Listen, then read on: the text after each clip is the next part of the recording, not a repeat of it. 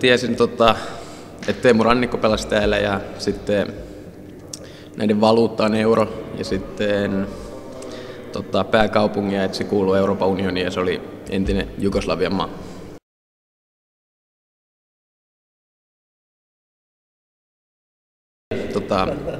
Täytti ihan vaatimukset, että kaikki oli ihan, että koripallohan tänne tultiin vaan pelaamaan ja ihan odotinkin sitä, että hyvä paikka ja tosi helppo asua.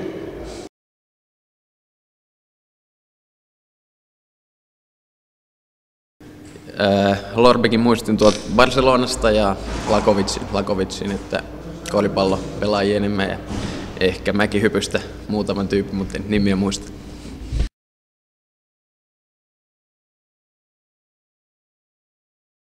Niin vanhemmat oli ehkä vähän enemmän innostuneempia kuin minä, mutta oli tosi tukevia koko ajan ja oli vaan iloisia mun puolesta ja ei ollut mitään ongelmia tulla tänne ja kaverit kanssa, niin tosi iloisia mun puolesta ja tiesi kun korista nyt pelataan, niin täällä on parempi mahdollisuus kehittyä.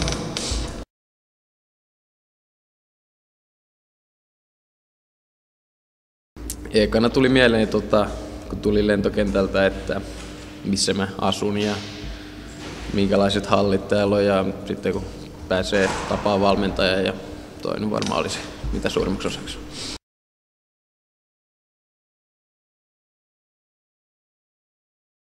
Puhun suomea ja englantia sujuvasti, ainakin suomea ja sitten ruotsia ja saksaa vähän ymmärrän.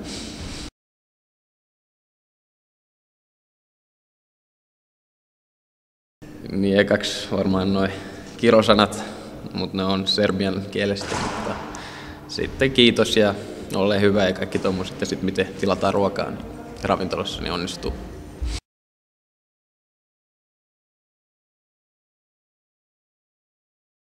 Lempisana on lele dele, että se on vähän niin kuin vasen ja oikein ja sitten gile dile käytetään kanssa ylös alas.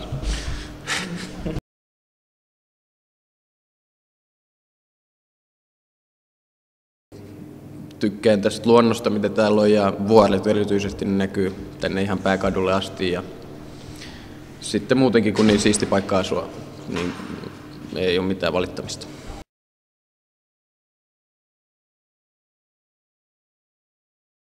Ei ole mitään valittamista ollut tai mitään, mikä puuttuisi. Et ehkä helpompi, miten voisi päästä saunaan, niin se on ollut se.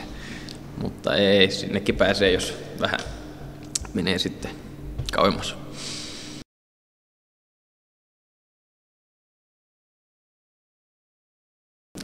En muista nimeltä kyllä, että vaikea sanoa.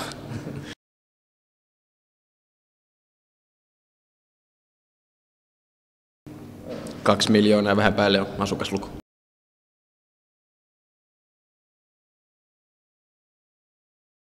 Elikkä yhtäläisyyksiä on varmaan, että kummatkin on tosi ystävällisiä ja helppoja lähestyä. Että jos jotain kysytään, niin kyllä yleensä saa vastauksenkin. Ja sitten erot on ehkä, kun tämä on Jugoslavian maa, niin täällä on mun mielestä vähän tuommoisia rohkeampia ja suomalaiset on vähän semmoisia ujompia ehkä vähän, mutta se pääsee.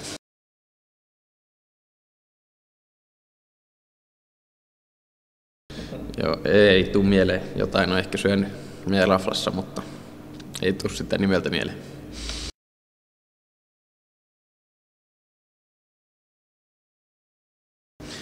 Tiedän Euroviisu-edustajan, mikä oli pari vuotta sitten, ja sitten kuuntelin enemmän Balkan musiikkia, eli mitä kuunnellaan pukuhuoneessa välillä.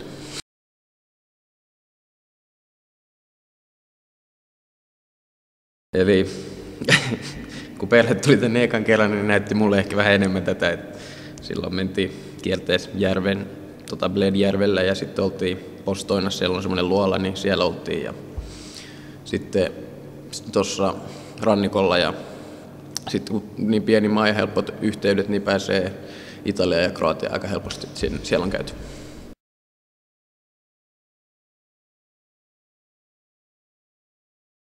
Ei tunnu ekaksi mieleen mitään sen suurempaa, mutta jos nyt menee johonkin ruokakauppoihin tai jotain, niin sitten kun itse pystyy just sen pari sanaa sloveniaksi sanoa ja sitten kun ne rupeaa puhumaan takaisin, niin silloin ehkä on vähän hämmillään, mutta yleensä englannin pääsee sitten loppuun.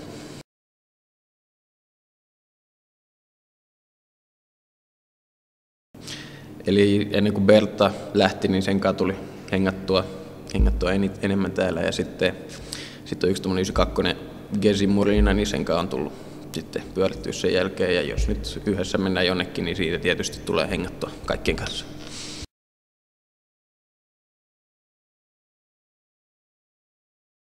Eli kutsutaan ihan omalla nimellä tai sitten pistetään Oila loppuun sinne, eli mä oon Sasoilla.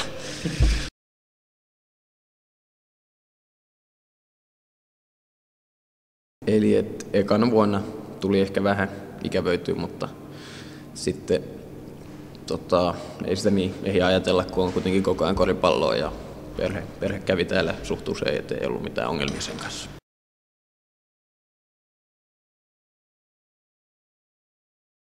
Eli tänä vuonna en ole käynyt Suomessa ja viime vuonna tuli käyty 2 kertaa, kun piti käydä Intissä armeijassa ja sitten oli yhdet hautajaiset.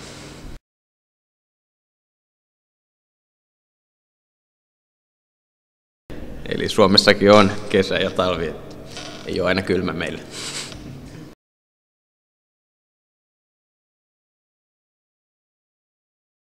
Varmaan Suomen ulkopuolella on, tai mitä on itse kuullut täällä niin nimiä, niin Matti Nykänen ja Mika Häkkinen. Ja sitten Suomessa niin sanoin, että joku jääkiekkojengistä nyt kun se on ollut esillä paljon, tai sitten Kalervo Kummola, eli niiden manageri, joka oli vähän pistänyt ehkä liian kovia hintoja.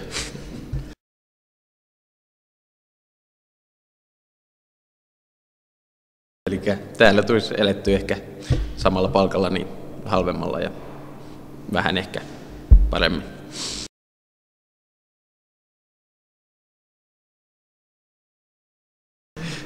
Asun yksin, ei ole vielä mitään.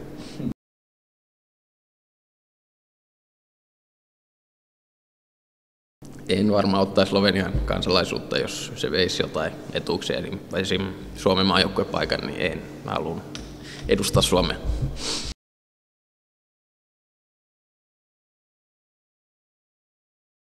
Eli tässä on naisten käsipallojengin pelissä olin katsoa kerran ja sitten muutaman lentopallopeliin ja jääkiekko on tullut katsottu.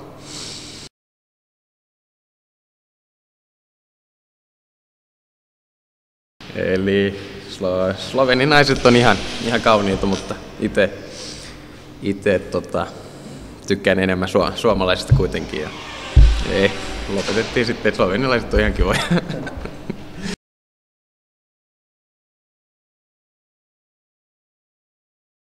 Niin, että tulkaa meidän peleihin ja nauttikaa ajasta täällä niin kuin mäkin nautin.